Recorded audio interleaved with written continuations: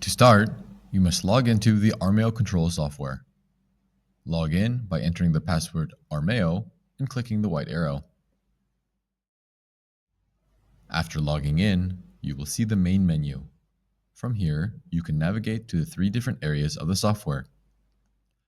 In training, besides doing the assessments and exercises, you can add and edit patients and set the therapy plan. In reporting, you can access and print the therapy records for your patients. In settings, you can see the information on the software version, change the language configuration, and other functions. Let's start the session with an example patient, Tom Smith.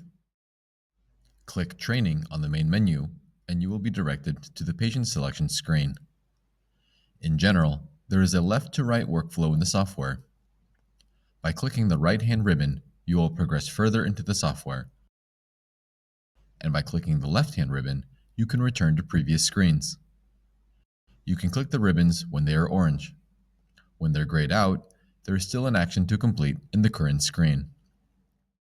Click Add Patient found underneath the search bar. You will be directed to the Add Patient screen. Fill in or select the information required and choose the impaired arm. You can also use Armeo Spring in combination with Manovo Spring. Do not forget to tick the Manovo Spring box when using it. Click the checkmark to save. The patient you just created will be automatically selected for the next step. Finally, click the right-hand ribbon to move on. After creating the new patient, you will move on to the page Device Settings. Here, we will show you how to do a setup for the left arm. To change sides, please refer to the relevant chapter of this video or of the user manual. Lock the shoulder joint with the pins provided and ask the patient to sit comfortably in the chair. First, adjust the position of the shoulder joint by positioning the Armeo spring forward or backward. The Armeo spring swivel axis should be aligned in the sagittal plane with the patient's shoulder joint. Lock the brakes of the base. Next, adjust the height of the arm orthosis with a remote control. The Armeo spring's vertical swivel axis must be positioned roughly 4 fingers width above the patient's acromion.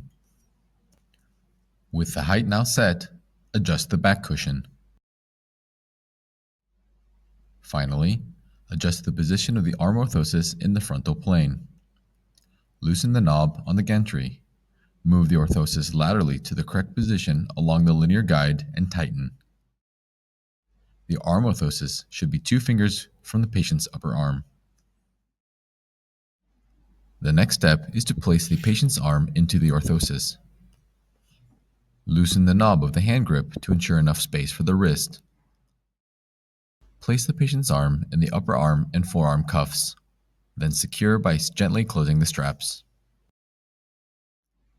Now we can adjust the forearm length by loosening the knob on the forearm module and adjusting the cuff position. Align the patient's wrist joint with the Armeo spring swivel axis.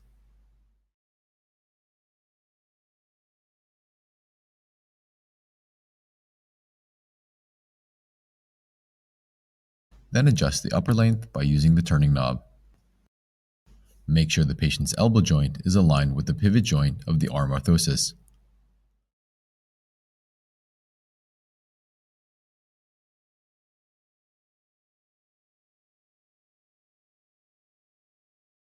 Finally, tighten the knob of the hand grip module in a position that is comfortable for the patient.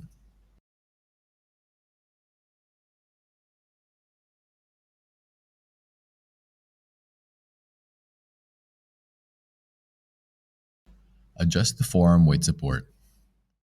Select the minimum amount required by the patient to actively hold his forearm in a horizontal position.